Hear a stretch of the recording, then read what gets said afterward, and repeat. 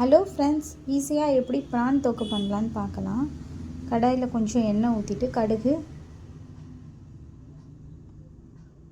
ஒரு அரை ஸ்பூன் பெருஞ்சீரகம், சோம்புன்னு சொல்லுவாங்க, ஒரு அரை ஸ்பூன் சீரகம் நல்லா ரோஸ்ட் ஆனோடனே வெங்காயம், பச்சை மிளகா, கருவேப்பிலை இது மூணுமே நான் மொத்தமாக போட்டு நல்லா ரோஸ்ட் பண்ணணும். வெங்காயம் கலர் சேஞ்ச் ஆகுற வரைக்கும் நல்லா ரோஸ்ட் பண்ணணும்.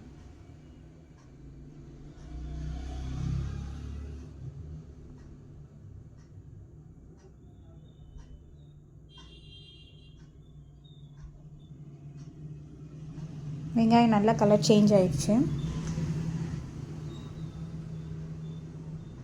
இப்போ ஒரு ஸ்பூன் இஞ்சி பூண்டு ஆட் பண்ணியிருக்கேன்.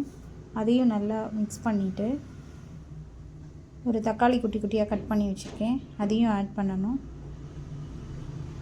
தக்காளி நல்லா வெந்ததும் ஒரு ஸ்பூன் மல்லிப்பொடி, அரை ஸ்பூன் மஞ்சள்தூள், 2 ஸ்பூன் தனி மிளகாத்தூள், ஒரு ஸ்பூன் குழம்பு மிளகாத்தூள் இதெல்லாமே போட்டு நல்லா மிக்ஸ் பண்ணணும்.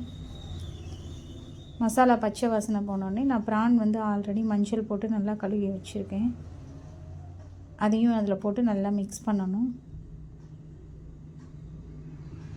கொஞ்சமாக உப்பு போட்டுக்கிறேன், போட்டு நல்லா மிக்ஸ் பண்ணணும். நான் தண்ணி அதில் ஆட் பண்ணவே இல்லை. இப்போ அதை மூடி போட்டு கொஞ்சம் நேரம் வேக விட்டுட்டு எடுத்து பார்த்தா அதுலேருந்தே தண்ணி நல்லா வரும். தொக்குனால நான் இதில் தண்ணி எதுவுமே ஆட் பண்ணலை, அதுலேருந்து வர்ற தண்ணியிலே இது பண்ணிவிட்டேன். ப்ரான் நம்ம ஒரு 10 மினிட்ஸ் தான் குக் பண்ணணும். ரொம்ப நேரம் குக் பண்ணோம்னா ரப்பர் மாதிரி ஆயிரும். மறுபடியும் ஒரு டைம் மூடி போட்டு வேக விட்டேன். இப்போ பாருங்கள் நல்லா தண்ணி வந்திருக்கு. நான் தண்ணி கொஞ்சம் கூட ஆட் பண்ணவே இல்லை.